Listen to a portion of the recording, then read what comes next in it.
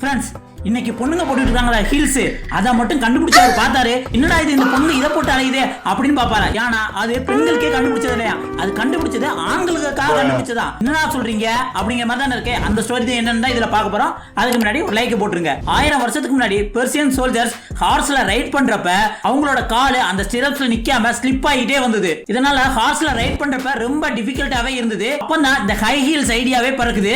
Horse riding பண்றப்ப தன்னோட feet வந்து ஸ்லிப் ஆகாம இருக்கிறதுக்கு, அந்த ஸ்டிரப்ஸ்ல கம்ஃபர்டபுளா இருக்கிறதுக்காக தான் இந்த ஹீல்ஸ் ஐடியாங்கிறது பிறகுது. அதுக்கப்புறம் 1599ல இந்த பெர்சியன் யூரோப்பா அடைஞ்சதுக்கு அப்புறம் வந்து அவங்க வாக் பண்றப்ப நல்ல சவுண்ட் கேட்டுது. இந்த சவுண்ட் நடந்து வர்றப்ப அந்த சவுண்ட கேட்டாலே ஒரு சிம்பிள் தெரியுமா, வர்றவர் ரொம்ப வெல்த்தா ஸ்டேட்டஸ்டா பவரா இருப்பாரு அப்படிங்கிற மாதிரி. இதுக்கப்புறம் பிரான்ஸ்ல கிங் லூயிஸ் வந்து இந்த ஹீல்ஸ் அவங்களோட ராயல் ஐடென்டிட்டியாவே ரூலா மாறுது. அது எப்படின்னா, அவங்க அந்த ராஜா ட்ரெஸ் கோட் பண்றப்ப அந்த ஹை ஹீல்ஸும் அவங்களோட ஒரு பார்ட்டாவே இருக்கணும். அந்த அரசாங்கத்துல ஒரு இம்பார்ட்டன்டான பீப்புளா இருக்கவங்க மட்டும்தான் இந்த ஹை ஹீல்ஸ் அணிஞ்சிட்டு வரணும் அப்படிங்கிற மாதிரியும். ஆனா 16th செஞ்சுரியில குயின் கேத்ரின் தான் முத ஹீல்ஸ் அணிகிறாங்க.